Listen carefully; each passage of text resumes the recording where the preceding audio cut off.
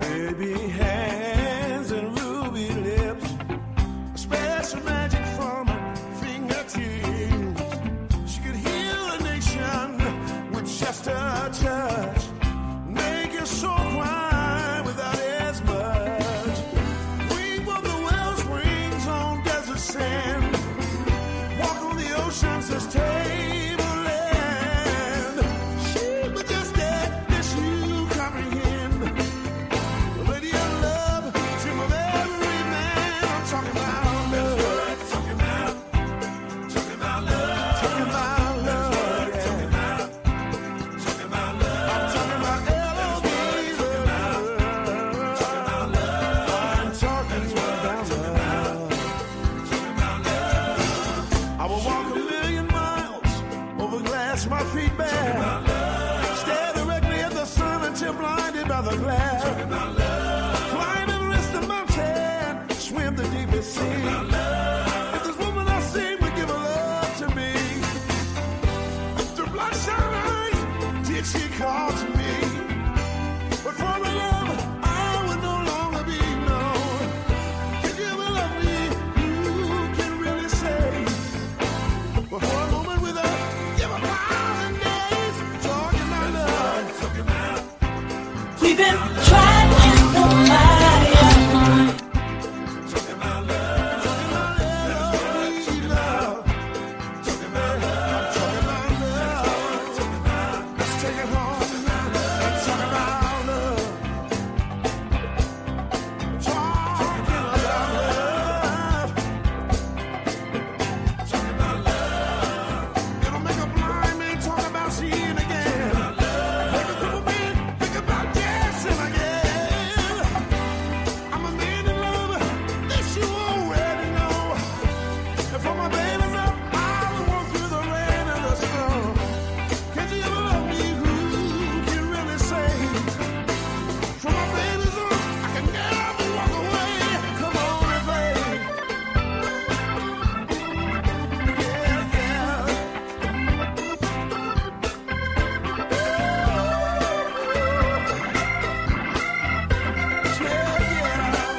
Break it down for me. Let's talk about love.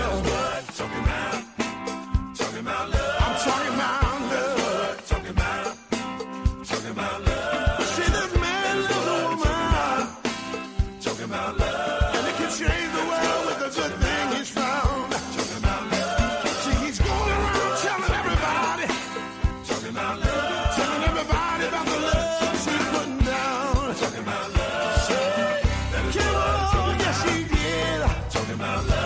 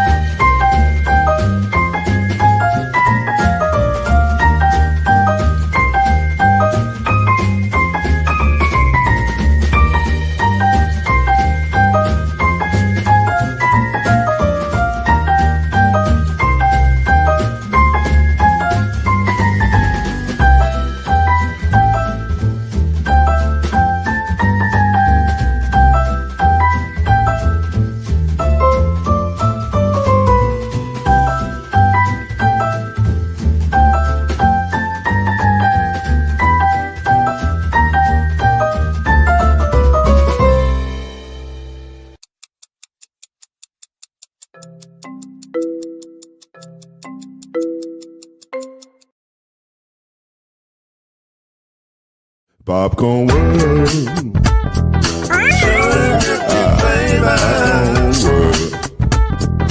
Popcorn world. Yeah.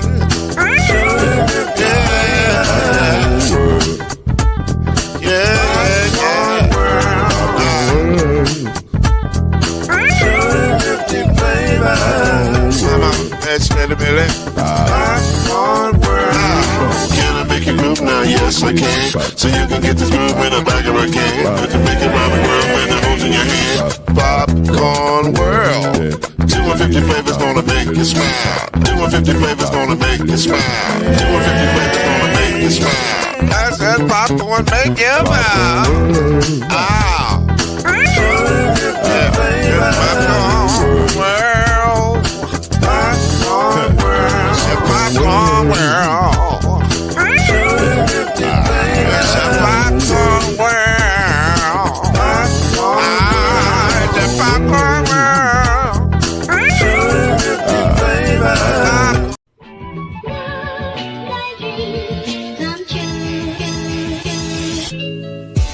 Now it's time for Believe in the ACC with our starting lineup. From Florida State, number 17, Charlie Ward. From Morehead State University, number 50, Lloyd Stan.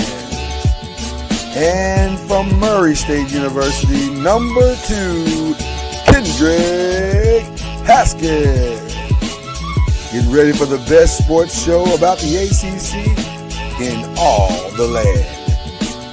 Believe in the ACC starts now.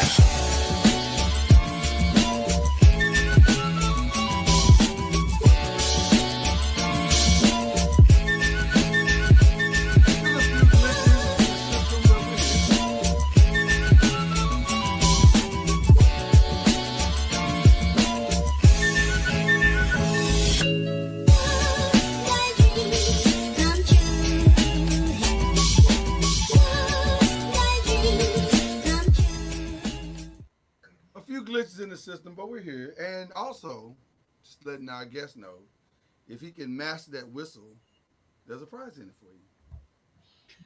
But if you try and succeed, Lloyd will move the goalpost on you. I won't move the goalpost. That's not true. Say you got to do it 5 times in a row. That's not true at all. I mean, we can look at the film. It was just last week. Byron, here's the problem. Here's the problem. You and I are singers and musicians. So accuracy is a part of our repertoire. So when this guy tries his whistle and he's not accurate, I'm going to say it ain't it. I didn't even try it yet, and you said it wasn't it. I was trying to motivate you. Yeah. That probably didn't work, but I was trying. Lie like a rug. That's not true at all. Doesn't believe in the ACC. We're off to a wild start, but I would expect nothing less from 2 of my favorite people in the whole world. This is Kendrick Haskins, and this is our special guest. He was a scout for the Indianapolis Colts.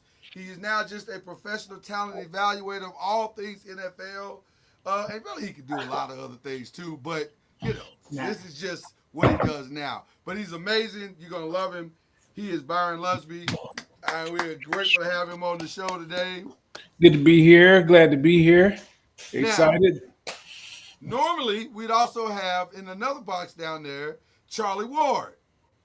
But there's breaking news. Charlie Ward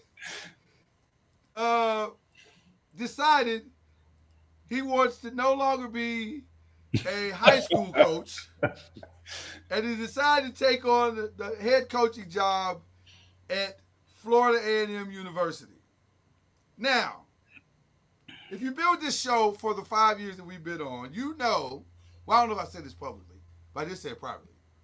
I asked Charlie about, hey, have you ever thought about coaching college? Oh, no, I'll never do that. I can't wait to see him. That conversation was not that long ago. I'm just saying. We're going to have a conversation. When he gets back, we're going to have a conversation. Okay. But we could not be more happy for our guy, Charlie Ward, if you try. This is great news. And he's going to do great. Yes. He's going to do great. I think those kids are going to be lucky. Oh, man. They got a great guy. High character, great basketball IQ. It's gonna be a good experience for any of those kids that come through that program. Now, I don't know where Charlie's gonna get the NIL money to go to FAMU. Good luck with that. Right. But he knows a lot of people though. He does. He can call his buddy Al. Al might contribute. Al can contribute. Well, he's already got a big thing in his pocket. Aren't they? Don't LeBron? He sponsors him, doesn't he? Don't they have a deal with LeBron? FAMU? I don't know. I thought they did. Oh, you know what? I think you're right. Byron, I think you're right. Because didn't he send him some shoes or something? I think so. I think they get like a PE or something every year. Well, I tell you what. If he's got LeBron there, he's halfway where he wants to be. Right. He's halfway where he wants to be. But listen, no doubt, I think Charlie's going to do great. And if there's anything we can do to help him, obviously we will do that as well. So, but we wanted to start with that. And probably end with that at some point, but we wanted to get that out the way as to why Charlie's not here. I think he's traveling today. Yeah, he is traveling. Yeah, he's traveling today, so he wouldn't have made today's show anyway. So but nevertheless, congratulations, Charlie. Actually, and here's the weird part about the story. I don't think technically he's officially the guy yet. Like, I think they were supposed to vote some. I thought I read something yesterday. They were supposed to vote, and then something happened with the Zoom and something like that. I don't know. But anyway, at some point, he's the guy. And I can't imagine they would not hire the guy. But it's going to happen. Yeah, I think it was supposed to happen at like 3:00 yesterday. Yeah, something happened with the system that they were the audio video or something for the meeting or something. I don't know. But it was some weird technical thing. But it's just a formality as so. But we're excited. We're excited for him. So there you go. Again, we got Byron Lusby here. He is going to break down all things NFL to you all as only he can. He has a panache for these types of things, and so I'm excited to hear his thoughts. And I'm going to start. I was going to start in a whole different place, but I want to start with the conversation that I heard on ESPN this morning when they were talking about why the Giants don't have their guy. And they were talking about, because they're going to work out Shedeur today, and then they're also going to work out Tyler Shuck, and they're also going to work out Jalen Milroe. And so Mike Tannenbaum, who, by the way, I might get a workout by the end of the week. You might get a workout by the end of the week. Possible. Very possible. It's very possible. But Mike Tannenbaum, who I would never hire as anything, that's no shade. It's just a reality. I just don't think not shade at all. Every time I hear Mike Tannenbaum speak, I say I understand why you got fired. It's not. That's not shade. It's not. No, it's not shade. It's just an as they would say, it's just an observation. It's just an observation. But anyway, he was saying it's April 17th. Shouldn't you know who you're going to take? Of course they know who you're going to take. They have an idea. They have a very strong idea. But they just don't have to tell you. They don't have to tell you at all. And they're not going to tell you. But here's the question that I actually want to get to. How important is system to all of this? Because these are three totally different quarterbacks. Like, they have no commonality whatsoever. You can say, well, okay, Tyler Shuck runs sometimes. Well, sometimes. But he's not a runner. Whereas Jalen Milroe is an absolute runner, maybe even a runner first. He's more Lamar Jackson than he is, whatever. And then you got Shedeur, who ain't running at all. Right? That is not his ministry. He ain't doing that. So how important is system is my first question. And then the backup of that is, do you change the system to fit the quarterback or vice versa? I think system, like the last time I was on, I don't know if I like that word. I think infrastructure is more important than system. Just having people in place, especially up front. Like, that's more important than anything. You can, your system, that's going to be tweaked and changed, and you can tailor that to the individual. Now, you can't fit a square peg in a round hole. If you're going to do a bunch of RPO stuff, and that's not Shadur's bag, or even Shuck for that matter. If you got Milrow, you're not going to ask him to drop back and read, give him, 4 different options and 5 different plays at the line of scrimmage. That's not his bag. So you do have to, you have to tailor stuff for their strengths. But I think that having an infrastructure in place to allow them to grow early is more important than whatever your system is.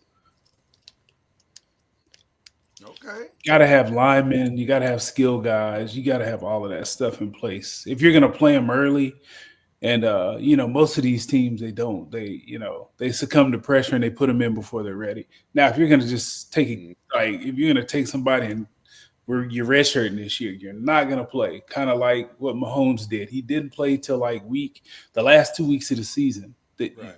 That's totally different. But if you're going to play these kids early, you got to surround them with people and pieces. That's the only way it works. And see, I don't think any of the 3 are first. I'm gonna play you week 1 guys.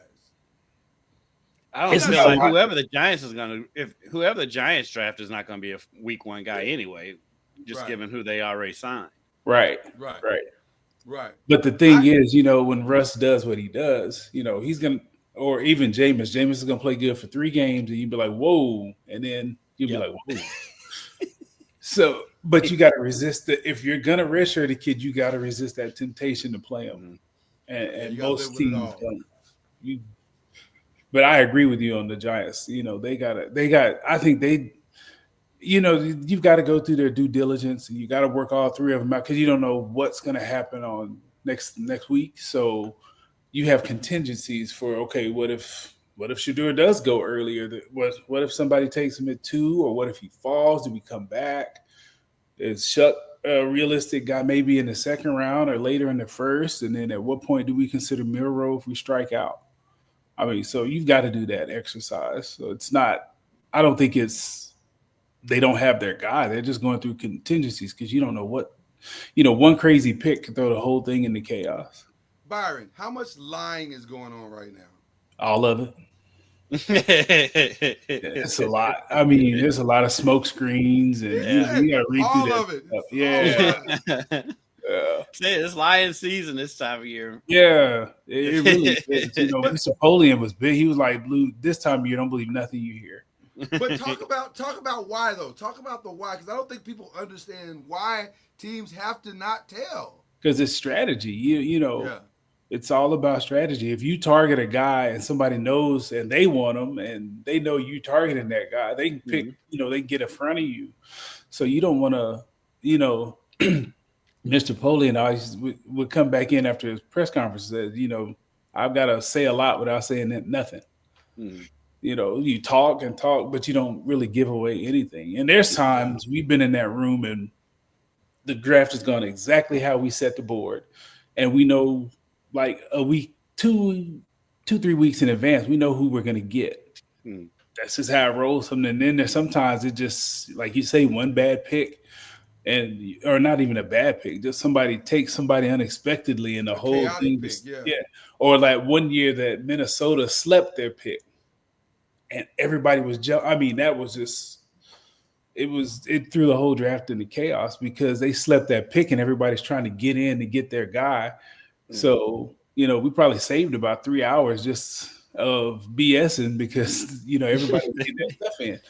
So you just never know what's going to happen. So, the good GMs are going through all kind of contingencies there. We used to do a bunch of mock drafts and, kind of do one crazy one realistic one. And, you just got to be prepared for whatever happens.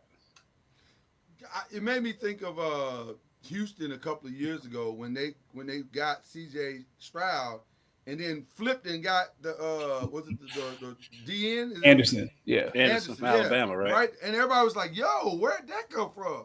But I'm sure that's one of those moments you're talking about where everybody had Anderson slotted at a certain place, and you're like, oh, Yeah, and then you look up and like he's still there. So, hey, let's go. Can we get this guy? Yeah. And like I said, it's quarterback, left tackle, pass rusher. Those are those are top three. Yeah. That's where receiver is moving its way up. But those are the three that get paid immediately. So yeah, if you got a guy up there you can get that's one of those three, you make that move. Right. So Lloyd, you've got one of those. You got a pass rush. Do they? But it's supposed to.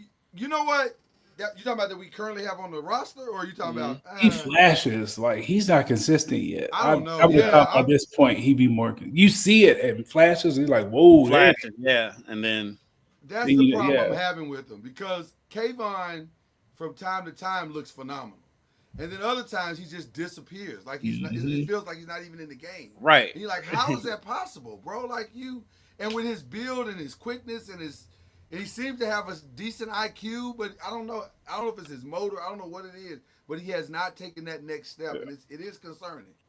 It is concerning, which is probably why the Giants are thinking Abdul Carter, because they're like, we need something way more consistent than this. And it's Abdul Carter. And it's Abdul Carter. Let's be honest. It's Abdul Carter. And there's nothing wrong with having two of them. Right. What's better than one? Two. Yeah. It might light a fire in the other one, and then you cook, and then you got Freeney and Mathis. Yeah. And Lord help us if Cleveland gets Carter. Oh God. To me, that's where he should go. Joe Flacco's probably going to be the quarterback. To me, that's where he should go because with they got to come. They're not going to get the quarterback they want for some time. So let's go ahead and get the D in, and then now you can still compete in the AFC North because you got Joe Burrow and maybe not Lamar, but Joe Burrow for sure running for his life because his offensive line can't hold off at anybody. So, and they don't have the money to go get one. And they don't have the money, and they don't have any money to go get one. Yeah, they are stuck. So yeah. What is the conundrum of the top three picks? Why is it so hard, Byron? What do you mean so hard for what? Why is it so hard for teams? What is the stress of a top three pick? What is it? Is it the public scrutiny of it, or what makes it so hard to get to picking those top three selections? You just got to get it right. I don't think the GMs are worried about the fans or that type of stuff. You just want to get it right because your job depends on it. I mean, you want to win. So, when you're picking that high, you want to make sure you get a guy, that's a franchise anchor. So, and you just got to go through, you got to dig through all the character, the football part of it, the off the field part of it, the on the field part of it. Do they love it? I mean, you want to nail that because that can set you up for success for a decade if you get it right. I've never asked you back for a decade if you get it wrong. Exactly. Yeah. Exactly. Well, so this is what I want to ask you because that's a perfect segue, Kendrick. Because I've never asked you this question privately or publicly, but I'm going to ask you now. I'm going to put you on the spot. Did you guys get Andrew Luck right or wrong? Yes, we got it right. Okay. Absolutely. I mean, his production was, he was headed to where everyone thought he was. Now, what we didn't get, the injuries, that kid, he lacerated his kidney. He had a lot of injuries.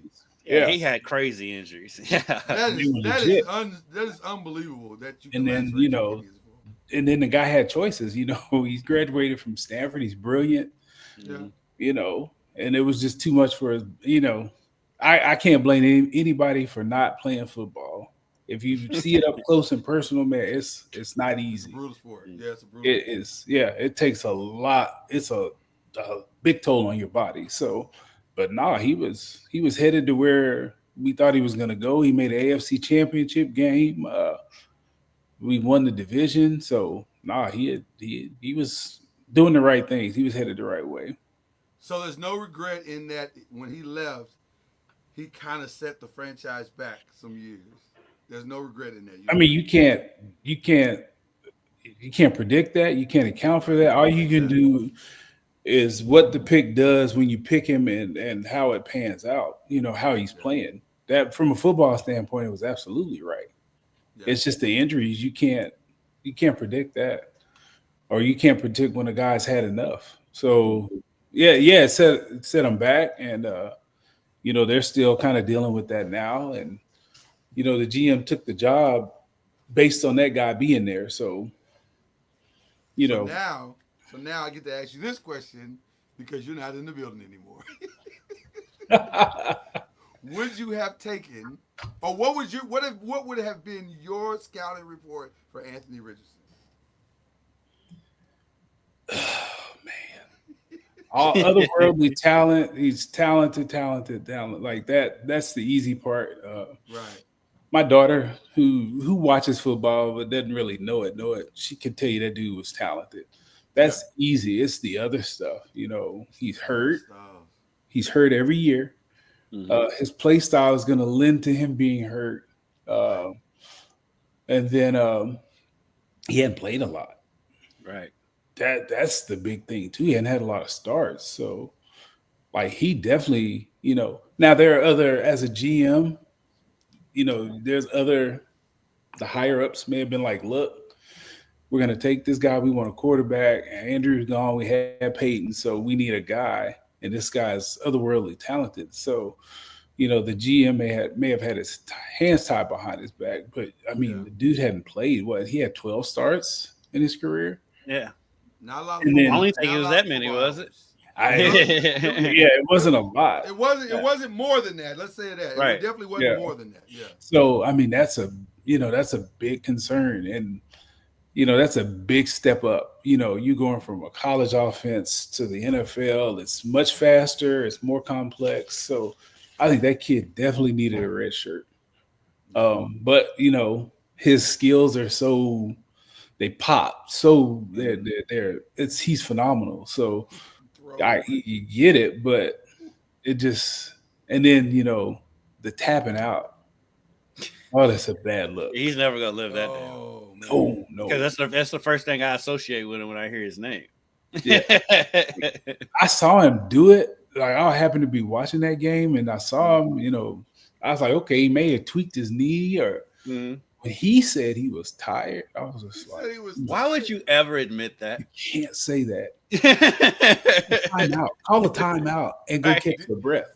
Before and then you say, "Ooh, I needed a timeout." Or just call a run play. You know what that is? You know what that is? That's not paying attention in media training.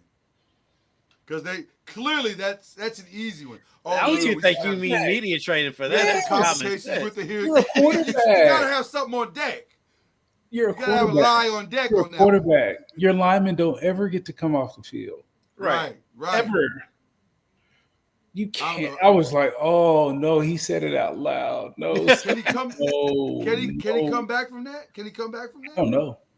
I don't know. Doesn't appear to be. They signed Daniel Jones, and that's a open competition. I don't know. I can't imagine how that went in the locker room. Do you move off of him this fast? It's not as open as you think.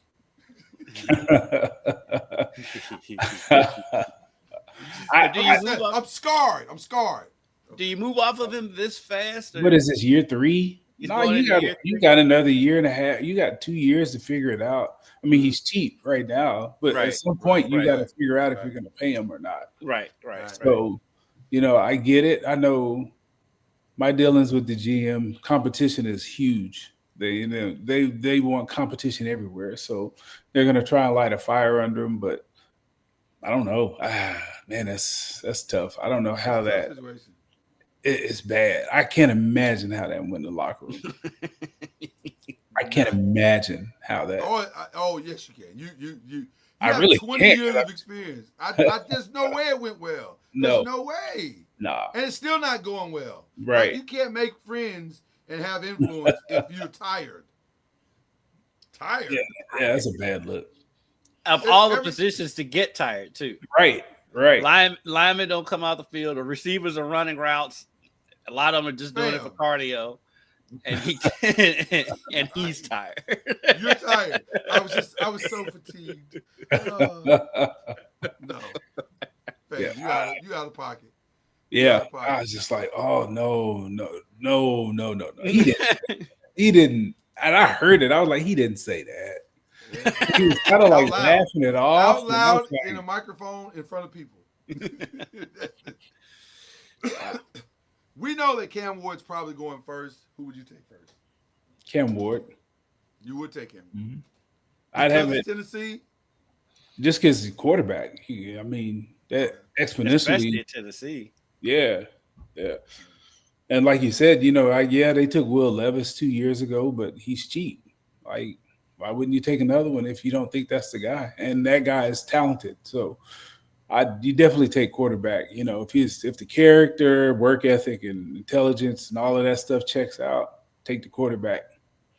And this kid has proven, he's stepped up in level since he's been in college. He went from Incarnate Word to produced there, went to Washington State, produced there, went to big time P4 school, produced there. So, I mean, he's got a track record. So if you need a guy, he's big, he's strong, he's athletic, take that guy. Does his turnovers concern you at all? They always do, yes. Now, I haven't studied them to see how they come, but yeah, turnovers are always a concern. But especially if Will Levis, some of his turnovers are just mind-boggling. He loses games, like and they're like, what are you doing? What are you doing? Like, what was that? Like, what could you possibly have looked at? Like, how did you? You don't even have to study the tape for that one. Just watch the replay. Yeah, just like sometimes it's just hold on to the ball. Right. Yeah. A question to you, because you said something that caught my attention. You said Cam has taken a route that's been it's tiers. He's gone through the tiers, and that's worked for him to get him to the number one pick in the draft. It has not worked for Shedeur at all. Why do you think that is the case? I think he gets punished for who his dad is. I mean, we can say it how people don't like that. He's confident to the point of cocky, but I forget who it was. But somebody said if you talk to all of them privately, they're all like that. Right? You think Peyton wasn't cocky? He knew he was that dude. They all do. You think Tom Brady? He's still cocky, and deservedly so. I mean, Shedeur, he's good. Like, we can say what we want. Yeah, they can ding him. He's not a great athlete. Okay. He can move around in the pocket. He's fast enough to escape stuff. He's tough. He likes to look down. He ain't escaping the run. He's escaping the throw. He's got a lot of good qualities too. Yeah. But I just think that, I don't know. People just are looking for reason not to like him. It seems like, because you're right. He came from Jackson State. Everybody, well, can he do it at the P4 level? Yeah, he did it 2 years in a row. Right. With a bad offensive line, and he can't run the ball.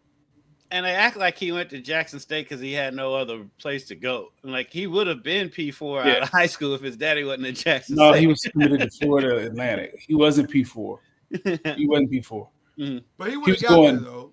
I think he maybe. Yeah, probably so. I thought he was committed to Florida Atlantic. He was. Because whatchamacallit was there. But you got to remember, that's all pre NIL. And so his 1 year probably at Florida Atlantic would have said, "Hey, I can't stay here. I got to go get some money." And he may have gone to Ole Miss too with Kiffin, because that's who he committed to. So the guy he's accurate. He can anticipate. He can read. He can process. And then, how much of the hate, for lack of a better term, is it just from lying? People are lying, putting that out there, knowing that they want it. Because that's what I think a lot of it is anyway. Yeah, I have said since day one. I think. Listen, I follow the Giants very closely, and I follow reporters that I trust. and I have relationships with reporters in New York that I trust. And I think I've always said, I've told kids, it's Shador. It has not been anybody but Shador. And I think it's all smoke and mirrors, which is fine because I get it. I totally get why we're doing it and the whole thing. But it's Shador if he's there. That's the thing. There is a possibility he may not be there. But if he's there, I think they're taking him. It just doesn't make sense not to. You cannot win without a quarterback. You can't. You can have the greatest defense. Your Giants have proved it. We proved it. We proved it for 5 years, 6 years straight. You know what, Cowboy fan, you don't have to do that. That sounded like something else. That didn't sound like journalistic banter. That sounded like something else. I got my eye on you, Kendrick Haskins. I knocked my jacket out of my earphones, so luckily I couldn't hear your nonsense. Who'd you say Cam Ward's comp is? Who'd you compare him to? Cam Ward's comp. I don't have one either, by the way. The closest I could come to was maybe a little bit of Donovan McNabb, maybe a little of that, maybe. Yeah, I could see some of that. But more athletic than Donovan? Yeah. Maybe a young Elway, maybe? No. Whoa. I'm talking about athletic. Whoa. I'm not saying that good. I ain't saying he's that good. That dude's way up here. I'm just saying skill set. He's way up there. I'm just saying skill set. Now I ain't saying he's as good as young Elway. I'm just saying skill set. Yeah, no, Elway was a different monster. That dude was cold. Yeah. I was just trying to think of guys. I was just thinking about size and. Yeah, no, he's big and all of that. Oh yeah, comp wise, yeah. He's not Dante Culpepper. Yeah, I was thinking Dante he's not Culpepper. that big. Yeah. He's not that He's big. not as big as Dante. Yeah, Dante filled up a door. Is he as big as McNair? Yeah. He is big. He is that size. Yeah, he's probably a little bigger than Steve, but he's a better passer than Steve was. And he's a better reader. Steve was a better reader. I don't know. I don't know about that. Is a true comp. You don't think so? Because Cam can make some weird reads sometimes. No, I'm saying Steve was better. Oh, okay. I thought you were saying Cam. No, I'm saying Steve was better, not Cam. That's why I wouldn't. That's a. Because he's not as dynamic a runner as Steve was when he came out. That's true too. That's what I said. He's got kind a of one-on-one, I think. Yeah, he's got a lot of. He's got some stuff to him though. Like I said, that the way he's produced from at every level he's been is impressive. So yeah, he's got dog in him. He's tough and he's a winner. He's a winner, and that's one of I went and got notes because I have notes from Tom Moore and that's one of the is the kid a winner is one of the big things he said, and he seems to be good with people. Everywhere he's gone, they love him. So, and that's another thing as a quarterback, man. It's about people. It's about relationships, and and even to Shador, like I've heard when he does interviews, he thanks everybody in the room. From the guy holding the mic, the guy, anybody associated in that room, he goes and speaks to. And I just don't get. It's got to be just because he's confident. It's got to be gamesmanship. I think it's gamesmanship, confidence, and there's always a quarterback in the draft that all of a sudden is getting all this, catches all. It's one every year. Yeah. That's true. That's very true. But I'm a fan of Shador though. I like him as a kid and I like him as a player. Yeah. Tyler Shuck has shot up the draft board mainly because of Louis Riddick, because Louis Riddick is singing his praises. Although, he needs to get whatever his contract is. Louis Riddick needs to get a cut. I'm just saying. I feel like he's part of his agent team. Like I don't know what's going on right now, but. We watched because we've covered Louisville for 10 years. We watched every snap of Tyler Shuck. So here's my unbiased, candid analysis, and I'd love to hear yours. I think Tyler Shuck has potential, and I think he's very good. I am concerned about the injuries, and also running in the college game is not the same as running in the NFL. Yeah. And so I hear him say, well, he can break out the pocket. Not really. Like, he did that in college and he got away with some of those. But I don't know if you're getting away with that with Myles Garrett chasing you. I don't know if that's a reality. So he said that about most quarterbacks. Who's going to get away from Myles Garrett? Right. So is he a true NFL star? He's not a day one for sure. We can get rid of that now. But could he be one eventually? Maybe. I mean, I think he'll be a guy you win with. He's Brock Purdy, those type dudes that. Is he better than Brock Purdy? Yeah, I would say so. Really? Coming out. They were high school rivals. Really? That's how old Shuck is. They were just talking about that on Get Up This Morning. Brock was in the league for like 4 years. No, well, you got to remember, Shuck played with Justin Herbert. Yeah. Which is crazy to think about. Yeah. He just had so many injuries. But, the running thing, though, like, he didn't run that much at Louisville. He really didn't. I mean, there's the highlight where he flipped into the end zone against Clemson. Mm-hmm. That might have been his only actual touchdown run of the season, outside of a sneak or something. But that ESPN tell he's a runner. He's not. Well, when you run a 4.6 at the combine, that's what they know. That's not bad. Right. And before he came to Louisville, he did run. He ran at Texas Tech. He just didn't run that much at Louisville. Mm-hmm. I don't know. I think that was more a system than anything because. Right. Brahms, Brahms quarterbacks usually aren't runners per se, right? But I think he can be a serviceable NFL quarterback. I never thought first day draft pick. Yeah, I don't see that. I don't see that. And all of a sudden, now they're saying he's the second best quarterback in the draft. I'm like, I don't know about all that. I don't see that. Let's slow down. Let's put the brakes on it. But I don't see that at all. But I think he'll be a serviceable quarterback. We're going to talk about arm strength. They want to talk about Shadour's arm strength. I mean, I think his arm is stronger than Shuck's. I can see that. I think so too. Yeah. Okay. My thing with Shadour is the hits that dude would take and would pop right back up. I mean, that right there. I mean, the numbers he put up. The numbers he put up his first year at Colorado should be enough with that offensive line. Shadur's not. He's not 6'4", 250. Like he's not a big dude, and to take that punishment, I'm with you. He is tough. I have a terrible thing to say. That alone should make the Giants want to take him because he's going to take something similar. It's going to look very similar.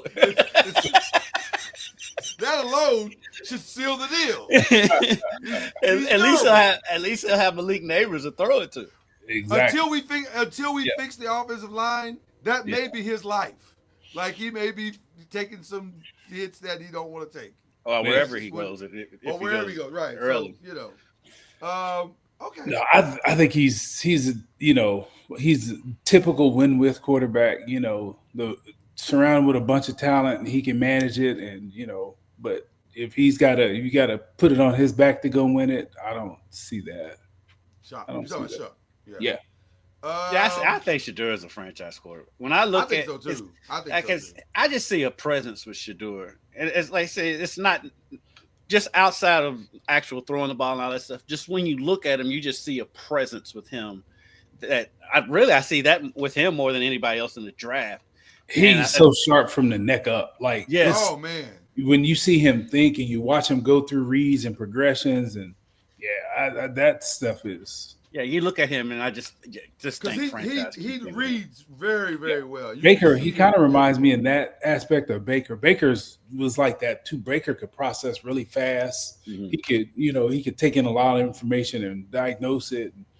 Shadour reminds me of that. I mean, that's another thing. Like with Baker, like you like that. You like Baker's cockiness. And I'm an OU guy, and I love Baker. I was going to say, everybody loves Baker's arrogance and how cocky and confident he is, but why can't they I mean, what's the difference between him and Shador? Well, you know what that is. I can't quite put my finger on it. But I can put my finger on it. but when you talk about comps, I think that's the closest comp for Cam is Baker. Just in playing style. He's bigger than Baker, but I think playing style. He's not as bombastic as Baker is. Right. But like playing, but he's got that arm confidence. He thinks he can make any pass, no matter how many defenders are there. 100%. Yep. And that's how all them big arm quarterbacks are. I mean, like when Mahomes was coming out, he makes some throws. You be like, holy, and then he makes some holy. Like what? You know, it ain't like that about Mahomes. I'm like, what yeah. Do that?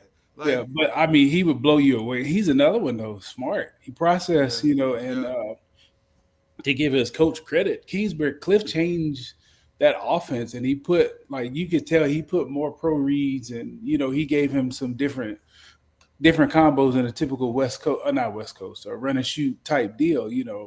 He put concepts in there to show like we are teaching him how to read NFL progressions and stuff. So, when he was coming out, I mean, of course, nobody could predict this with Patrick Mahomes, but like, because you all see that him being a star though, because like coming out of Texas Tech, he wasn't highly touted at all. If you watch the tape, yes, because you can see he's smart and he had an absolute rifle, and he could he could place the ball wherever he wanted. So that was there. The question was, will he get that? Will he ever get it? The mindset to actually manage the game and not just be a gunslinger. And as soon as we saw where he went, when it was Kansas City, and everybody was like, "Yep, that's perfect." Yep. That he went to the perfect guy who could dial up stuff, who could teach him, and they did the perfect thing by redshirting him. Mm-hmm. That's if that dude can redshirt, control that stuff, yeah.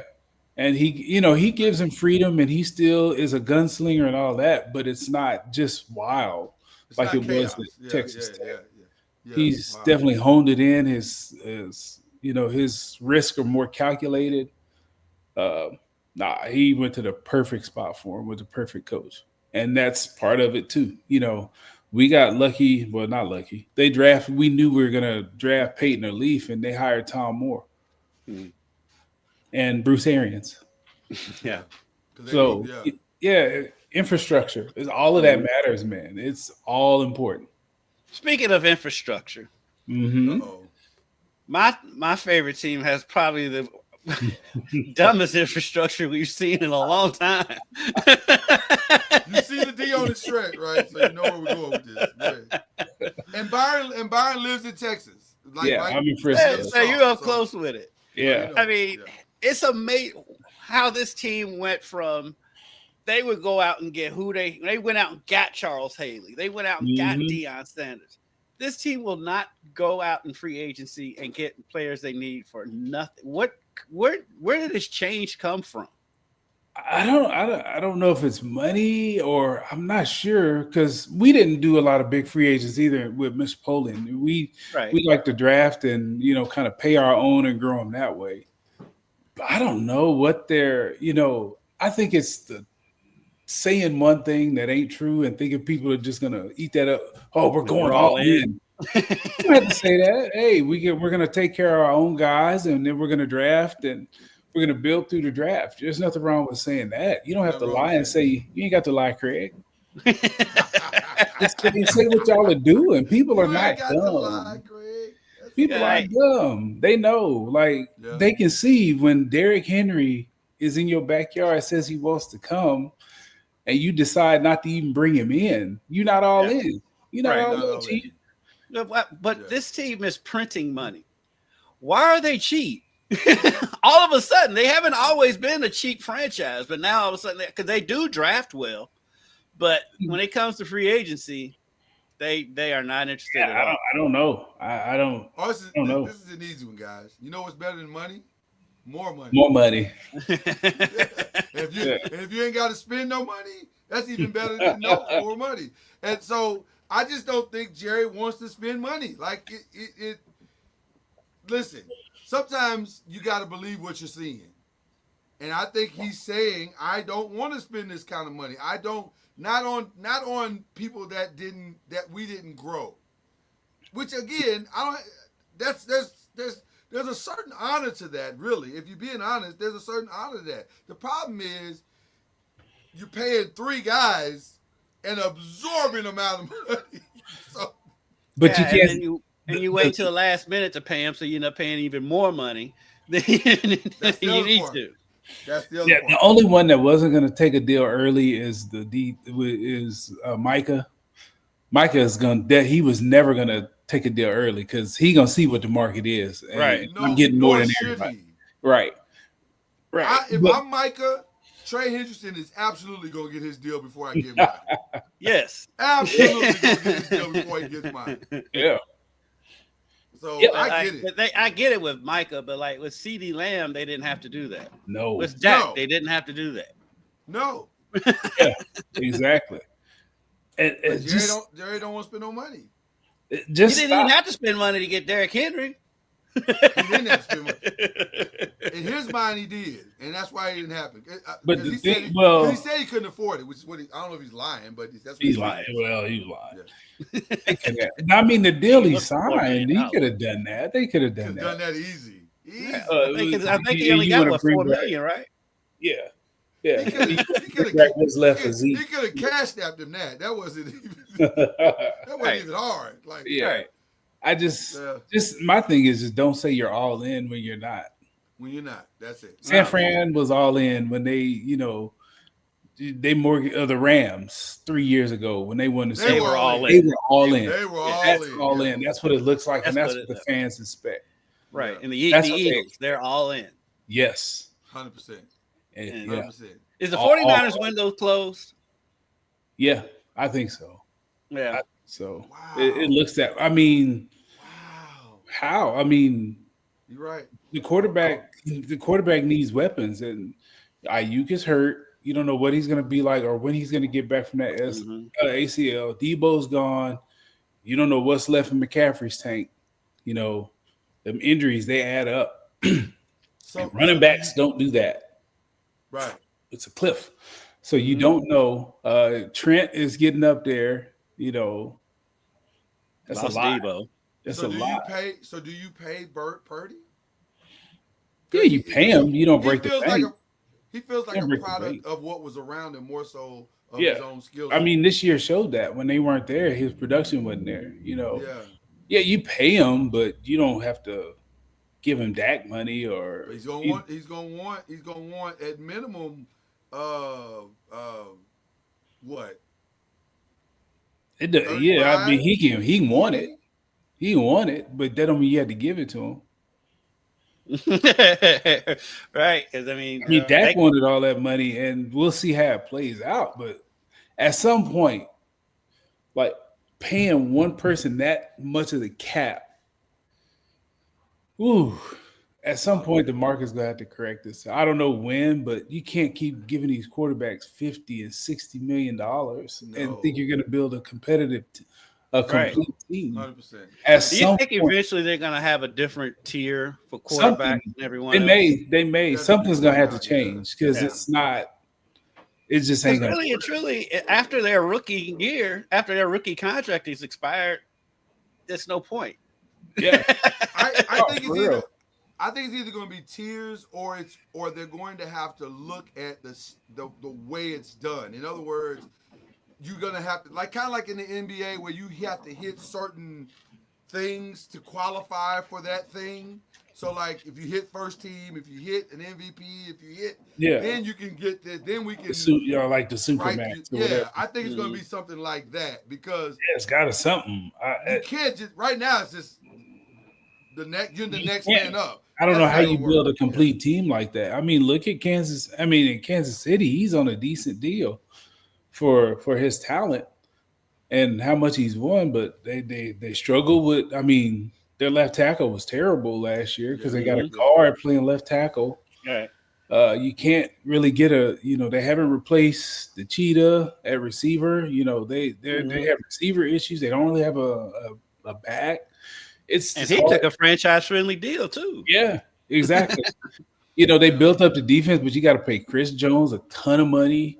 Yeah, because you got to have. I mean, in the defense, you could the last one they won. That defense stood on his head for most of that season. So at some point, those bills come due. Something's got to change to me.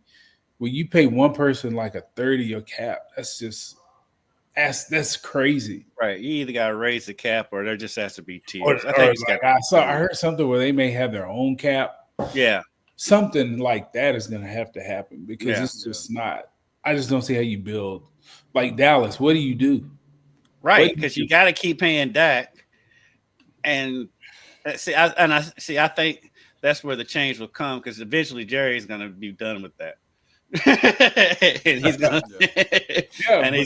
gonna like, look, this rule needs to change because you got to pay. You were smart enough to draft Dak in the third or fourth, wherever they drafted him. Yeah, you nailed that. You drafted CD, you nailed that. You draft Micah, you nailed all of those picks, and now you got to pay them. They're the top 2-3 at their position in the league, and you got 3 of them. Right. Yeah. I won't give him credit for Micah because that was a no-brainer. He went. I mean, looking at that draft now, where does he go? They got it right. He fell to him though. I'll give him credit for CD because everyone was thinking they were going to go another direction, and they went out and got CD because he was the best player. And I was like, yes, but with Michael, he fell to him. I'm not going to give teams that passed on him wish they had him. Oh man. So, but I mean, look at that. That's 3 guys you got to pay. 3 guys, 3 all-time. All that money to, and then you got to build a team with the rest. I'll be fine if they let that go, but to get who? They're stuck. Just start the rebuild. Just start the rebuild. These guys are bitter about Dak, bro. Like, I don't hate Dak, but I know what Dak is. No, you're not Chad. You're not Chad. Okay. Chad hates him. He hates him. I just know what it is. I felt that. Yeah. Dak is going to get you so far, but he's not going to get you all the way there. Chad has had me in conversations where I was defending Dak. Like, bro, why am I defending your guy? Like, it's like Reggie. Reggie's same way, and I'm like, man, look, he's fine. You just know what he is. You just know what he is. He is what he is. And so that's why I'm like, just move on. Just move on. Just rebuild. just move on. Just go ahead and get a rookie quarterback. And start that cycle over again. One last question that I want to ask you about the draft. Ashton Genty is the pick. Is Omari and Hampton the safer pick? Why is he safer? Because, listen, the unspoken thing that no one is saying out loud is that Boise, when you look at their schedule top to bottom, other than the Oregon, there's not a lot of stuff on there that says he's that guy. I'm just saying. But also, that playoff game was not great. It was not great. All right, go ahead. Who in the ACC is a world beater on defense? I'm just lobbing him up. It's your job to hit him. It's your job to hit him. I just lob him up. Your job. I mean, well, first of all, at that position, it's about skill set. It ain't if you got dots blocking in front of you, it doesn't. I mean, he can't do anything about that. All I know is when I saw him play Oregon and whoever else they played, they couldn't tackle that little joker. They could hit him. He wouldn't go down. He gets in a pile. They can't get him on the ground, and then he bounce off of him, and he scores touchdowns. They don't catch him. He scores touchdowns. He's like a smaller Derrick Henry watching him in college. You can't tackle him. Can't tackle him, and he goes. He's got contact balance. He's got vision. He's tough. He can finish. What are we talking about? I'm gonna go to my notes and let's see what. Let's see what. No, he's not that twitchy. Okay. They're kind of different, but let's go to Tom Moore's notes. Okay. AA and vision are what separates guys. A what now? Athletic ability and vision. Those are the two biggest separators. You can't tell me Omarion is a better athlete. If you say that, he's not. You are immediately dismissed. right. And you can't tell me he's got better vision. No. What are we talking about? Who's faster? Ashton I feel like Genty's faster, right? I don't think Omari. I think Hampton he's fast enough. He's kind of like Edrin was. Edrin was fast enough. He wasn't a blazer, but Edrin was fast enough. Mm-hmm. Omarion, to me, his secret sauce is his toughness. I don't know if his measurables are off the chart, make me excited, but he's tough as hell. And so you look at that part, you say, okay, first, second down, third down, I might be able to roll with this dude. And he may never wow me, but he's going to consistently give me first downs. Okay. And that may be all you want. Second note from Tom Moore, the great ones don't get hit. That's Lamar Jackson. Lamar doesn't get hit. It's Ashton Genty. That's Ashton Genty. Yeah, he don't get hit. He hasn't. I haven't seen him get hit yet. The first time I got to see him get hit was in that playoff game. Mm-hmm. That was the only time I thought. That was the only game that made me pause at all. That's a fact due to the guys up front. I mean, I think it was a step up in competition, and they didn't have those guys. Right. But get him behind a NFL line. I think he's fine. I know two lines that he won't be fine: the Bengals and the Giants. You know what, Ginger?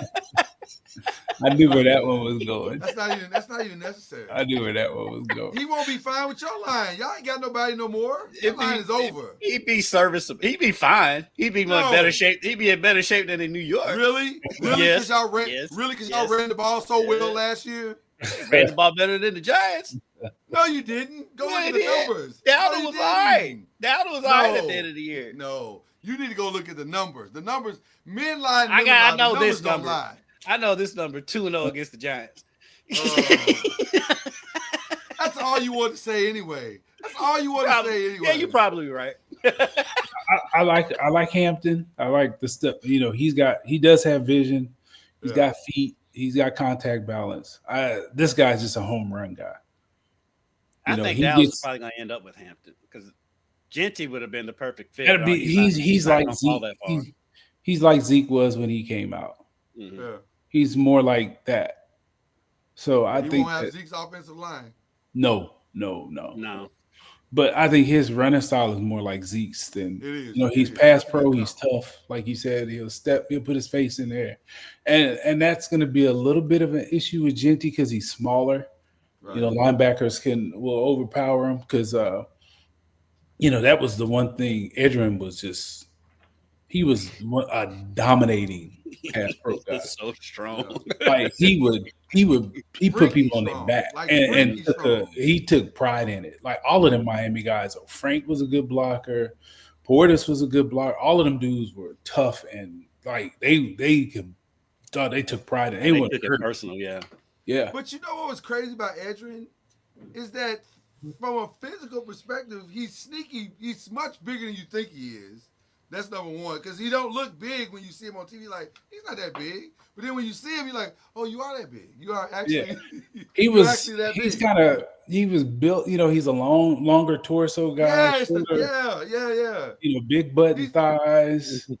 But yeah, there's not a lot of surface area to hit. That's why he didn't take a lot of shots. Too. He just had a way of not taking contact. How tall is Genty? I don't know what he measured at. He seemed to be about 5'10". 5'9", 5'10". That's what I thought. He's not very tall. No, but he's thick. He's thick, yeah. Yeah. Bowling ball coming through there. Darren Sproles, a little Darren Sproles, or not as fast? I can bigger than Sproles. He's taller than Sproles. I think he's bigger than Sproles for sure. Yeah. Same body type. 5'7", yeah. Right? Yeah. Okay. He's really good. I like that kid a lot. To me, you take the home run guy. Okay, that's fair. I like it. Well, your thoughts on the overall draft experience? What should we expect on day one? Chaos or No, I don't know about this year. I think the top three is just where they're going to go. Yeah. I think the top three guys are who they are. You know, just the big decision is going to be at two. Does Cleveland take the pass rusher, or do they take? You know, there's three players. Do they take a quarterback, pass rusher, or do they take the utility knife? Here's how I knew the Giants were gaming everybody. Because Joe Shane went out of his way yesterday to say, oh, listen, if Travis comes, we don't have any problem playing it both ways. Now I know you take should do it. Because that don't even make sense to say that. Why would you even say that? Right. Why would you give that up at a draft, at a press conference? That makes no sense. Well, Travis ain't getting the three. I don't think. Well, he might. I don't know. I mean, with that kid, it's just I don't think you can mess with him. I don't think him. I heard the Patriots have candles going and incense. They brought in I need to shaman. have a voodoo doll. I'm sorry, jokers. Yes, I'm just saying that's who really wants him. Right. The fact I just can't see him. If he falls to 4, Robert Kraft got to go to church that night. Yeah, well, he's gonna go to. Thank God. Well, anyway, he might burn up on entry, but I'm just saying. But he should go. Yeah, but I don't think he makes it to 4. I don't know that he makes it past 2. I don't know. That dude is different. You got anything else, Kendrick, that you want to ask? No, I made fun of my Cowboys and made fun of your Giants, so I'm good. Which was your only goal? Like, if we're being honest, you're right. He looks forward to that. That's why I was looking forward to this show. So you don't think the Cowboys are taking a receiver?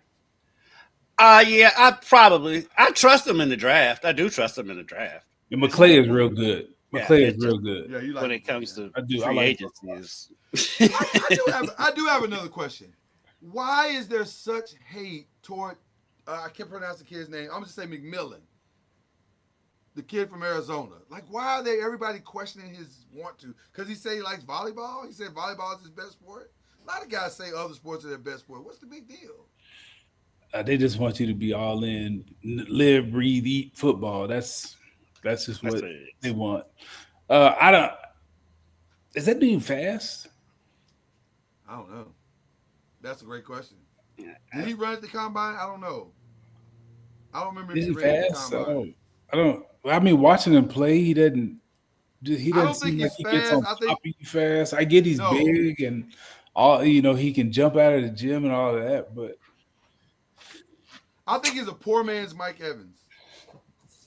Like a very poor man's Mike Evans, like food stamp poor. Mike is strong. Like Mike competed. Mike was tough. Mike was tough. He was dirty. Mike was dog. Here's how much I loved Mike Evans. When everybody was saying Johnny Manziel's amazing, I said, no, he's not. That kid that he's throwing the ball to is incredible because Johnny don't even know where he's throwing the ball at. It doesn't matter. If you just put YOLO. it on this kid's radio, Mike down there. Just close his eyes. Mike's down there somewhere. Mike down there. Mike will be there. He'll find it. All I got to do is just get it in there. Just throw it down the field. So Mike done put somebody in the neck and got open. All right. Yeah. I've enjoyed this tremendously. I knew I would. I knew Kendrick would. This has been amazing. You got to come back. I mean, you have to come back. You have to come back. We'll make it happen. Just count on it. Just one Thursday, you wake up, just click the link. Just come in. That's all you gotta do. Like, what are we talking about? All right. We'll make it happen. Real quick, because this is popping in my head.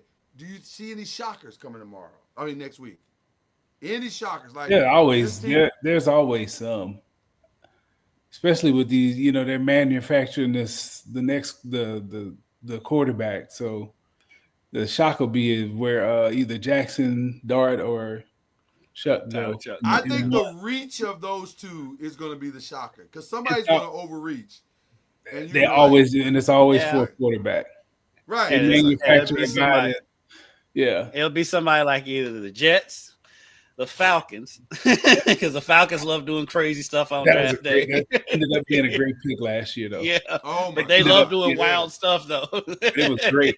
I liked it at the time too. I was like, I did too. I thought it was a great pick. I thought it was good because I like curveballs. Yeah, I love. And the Jets will do something stupid. Yeah. I hope my boy AG gets him right. I love that's you talking about quality. Dude. I'm rooting for him. I spent a lot of time with him on the road, and he was phenomenal. Like we bounced stuff off each other, and why is this guy going here and this, and like he was inquisitive about everything. So really? Wow. Yeah, it's not surprising he's successful. Like, and he said it in his press conference. He wanted to know NFL from every level. So he started as a scout, and he wasn't one of them scouts like I'm just an ex-player trying to make some money. No, he was scouting. I never forget. Real quick story. We had Pitt State in Pittsburgh, Kansas. Me and him. I got there early. He came a little bit later. They had one guy. They had John Brown, the receiver. So I watched tape early. I went to a Starbucks, typed up my reports, got caught up.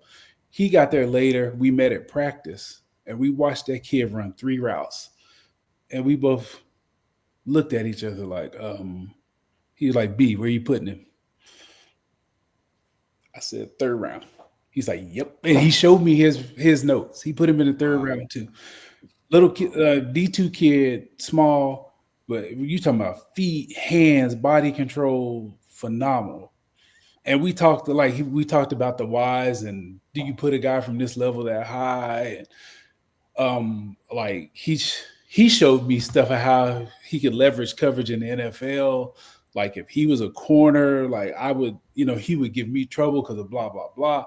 Like we used to have those discussions all the time. I learned a ton from being with that guy on the road and vice versa. He was like, man, I didn't even think about it that way. And so he was inquisitive and he wanted to be good at it. So it's no surprise. And I'm a Jets fan just because of that guy. So that brings me to this question. How much fun is it to find those guys? Like the Abdul Carter, okay, we all know about those guys. Right. But how much fun is it to find that diamond? That's the fun. Right? That is when you see a guy like that, you get excited. You just like, whoa, okay, I got one. And I called the GM on the phone. Hey, I got a small school guy that everybody's gonna try and nitpick, and we ended up putting him fairly high too. We didn't put him in. I think we put him in the 4th. We brought him in for visits, and if he's there when we picked in the 4th, we would have taken him. I think they took him in the 3rd. But though that's the fun, when you go when you find guys like that. There's guys at like Northwestern State and in Louisiana and stuff like that. That's the fun stuff. Yeah. Going to Oklahoma and Texas and writing up 30 guys and them the beating days. It's those that, the receiver from East Central and Ada that made it with Seattle. We had him up pretty high. It's stuff. Those guys are the fun ones. Wow. All right. We do shout outs at the end of this show. Give us a shout out that you want to give to whoever you want to give it to. I want to give a shout out to my daughter, Bryn Lusby, Incarnate Word freshman. Just proud of your growth as a person, a player, and handling your process your way and making decisions, grown-up decisions as an 18-year-old that I probably couldn't have made. So shout out to my baby. You did a great job. We love you. We're proud of you. There you go. Love it. That was very nice. Yes. Hope Ward would be proud right now. We get a lot of Hopi shouts out. Okay. All right, kid, what you shout out, brother? I'm gonna shout out somebody that you and I both know very well, DeJuan Wheat. Congratulations to him, former U of L point guard and Ballard superstar. He is now the head coach at Simmons College, the HBCU here in town. So it's his second. He was a high school head coach at Valley High School. In the last 4 years, he was an assistant coach at IU Southeast, and now he's back as the head coach at Simmons College. And he was introduced yesterday. So big shout out to DeJuan. Who was my neighbor by the way. Shout out to. I ain't gonna call him by his nickname, but I will. We'll call him we'll call him the PC one, Weedy. Right. We won't call him the other one on the show. Right. Well, I don't know. When he comes on the show, I may call him that. I don't know. Yeah, you'll slip. I guarantee it. Just on TV. So I got a collective show shout out in addition to the Charlie Ward shout out. But breaking news right before we came on the air was that Lee Corso, his last show is going to be August 30th. Listen, first of all, this is no shade at all. It's going to sound like shade, but it's not shade. I'm glad that he's finally calling it a day because I am a Lee Corso guy. Mm-hmm. I love the headgear, but I also love his mind. He has a brilliant football mind. And I understand why ESPN hung on and allowed him to go as long as he did. But I'm not sure visually they did him any favors. Mm-hmm. Because that's not the lasting legacy you want of someone who is as iconic as he is to me. So I am so glad that they have decided, or he has decided, that it's time. And I'm excited for whatever the rest of his journey is. But, man, a legend. Leo Corso is a legend. Listen, you cannot make an argument of any other kind that College Game Day is what it is because of Lee Corso. Oh, yeah. Absolutely. That's the list. Mm-hmm. That's the list. So, which, by the way, I heard a rumor. I don't know if it's true. I don't think it's true, but that they're considering pulling back on some of the going out. I seems like I've heard some rumblings about that too. They may cut it down a little bit. Yeah, being more in studio. It's a lot of money. It's a lot of money. Listen, that ain't a cheap show to produce. No, well, Stephen A. took all the money, so Stephen A. and Pat McAfee. Yeah. Y'all got to come back in. We got to pay these jokers. Making NBA money. That's crazy. Yeah. Just on a pure selfish conversational type thing. Maybe we should do this publicly. We won't do this one publicly. We'll do this one after the show. We will definitely do this one after the show. Okay, so that was that. And of course, we want to shout out our guy, Charlie Ward. Again, I don't know if it's official. It may not be official until tomorrow, but it's going to happen. We're excited for him, for his next chapter.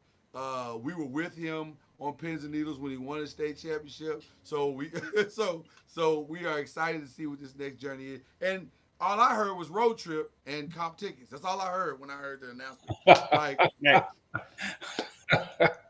And gear. And gear. Gear more than anything. Listen, Charlie, let me look right in the camera. Charlie Ward, we're expecting FAMU gear. Okay. We are expecting it. Okay, but that's listen, he's a great guy. We can't wait to see what that begins. All right, that's all we got. We appreciate each and every one of you. We'll be back to do it next week. Next week will actually be draft day. So we will, Byron, if you're available, we definitely need you back next week because we may even do our own mock or something. I don't know. We'll figure out what the show's gonna look like, but it's gonna be a fun show. This is Believe in the ACC. Byron, while you're away, practice your whistle. All right?